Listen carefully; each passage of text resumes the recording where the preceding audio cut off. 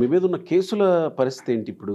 అంటే మీరు కోరుకున్న వాళ్ళు అధికారంలోకి వచ్చారు కాబట్టి కేసులు ఇక కొట్టేయబడతాయి అనుకోవాలా? లేకపోతే ఫ్రీడమ్ వచ్చేస్తదని అనుకోవాలా? తర్వాత ఈ మధ్య కాలంలోనే టీవీ నైన్ మేనేజింగ్ డైరెక్టర్ మీ మీద కూడా కేసు పెట్టారు. అవును. వీటి పరిస్థితి ఏంటి ఇంకా? ఫస్ట్ ఆల్రెడీ నా పైనున్న కేసులన్నీ పోతాయండి. ఒక్కటి బేస్‌లెస్.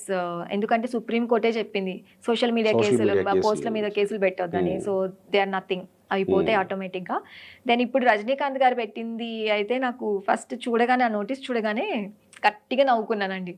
టీవీ నైన్ రజనీకాంత్ గారేంటి పెద్ద పెద్ద వాళ్ళతో డిబేట్లు చేసి ఆయన కష్టపడి ఏ స్థాయి నుంచి ఏ స్థాయికొచ్చారు.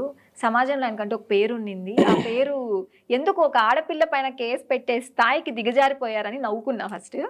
ఆయన పెట్టడానికి కారణం ఏంటంటే, ఆయన పైన ఆయన జీవిత చరిత్ర అంతా తీసుకొచ్చి ట్విట్టర్‌లో పెట్టానండి. ఆయన ఏం చేశారు? ఆయన ఎలా ఆయన ఆస్తుల్ని కూడబెట్టారు? ఒకప్పుడు ఆయన లైఫ్ స్టైల్ ఏంటి? ఇప్పుడెలా ఉంది? అనేది పెట్టడం జరిగింది. ఆయన భయపడ్డట్టున్నారు. ఓకే. సో, ప్రైవేట్ కేసేశారు. That's okay. I'll face it.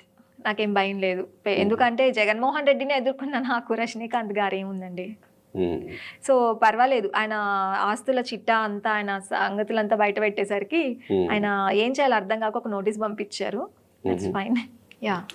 Rajinikanth గారు మీ కేసు గురించి మాట్లాడారు కాబట్టి చెప్తున్నానండి. ఇప్పుడు లాస్ట్ 5 yearsలో ఎన్ని ఘోరాలు జరిగాయో మనకి. ఒక ప్రజావేదిక కూల్చడం దగ్గర నుంచి మన ఎలక్షన్స్ రోజు కూడా నరికే అంత పరిస్థితి, చెంపదెబ్బ కొట్టేంత పరిస్థితి ఒక ఎమ్మెల్యే, ఒక కామన్ మ్యాన్ని. అన్ని ఇష్యూస్ జరుగుతుంటే మధ్యలో ఎన్నో జరిగినాయి. మర్డర్స్ జరిగినాయి, రేప్స్ జరిగినాయి, క్రిమినల్ యాక్టివిటీస్ అన్నీ జరిగినాయి. గంజాయి దొరికింది, చెట్లను నరికేశారు, రిషికొండ, ఇట్లా చాలా జరిగినాయి. డెవలప్మెంట్స్ లేవు, 3 క్యాపిటల్ సిటీ అని చాలా డ్రామాలు నడిచినాయి.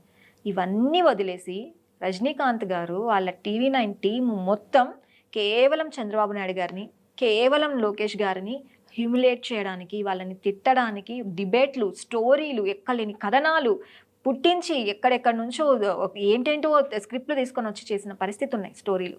కానీ నేను అలా చేయలేదే. ఉన్న వాస్తవాన్ని ఈ 5 సంవత్సరాలు వీళ్ళు ఇలా ఏమీ చేయలేదు అని నేను తీసుకొని వచ్చి రజనీకాంత్ గారి గురించి తెలియజేశాను. నేను క్రియేట్ చేసింది కాదు అది. అది ఆల్రెడీ నేను ఉన్న వాస్తవాన్ని ప్రజలకు తెలియజేసే ప్రయత్నంలో చేశాను. దానికి వాళ్ళు ఇబ్బంది పడ్డారు. వాళ్ళ గురించి వాస్తవాలు తెలిసి ఆయన భయపడ్డారు, కేసులు పెట్టారు. రైట్. ఇక్కడ మనం ప్రత్యేకంగా మాట్లాడుకోవాల్సిన అంశం ఏంటంటే, ఇంతకుముందు మీరు వీడియోలు చేస్తుంటే మీరు ఎక్స్లో పోస్ట్ చేసే ప్రతిదీ తర్వాత ఛానల్స్లో, తర్వాత యూట్యూబ్లో వైరల్ అవుతూ ఉండేది.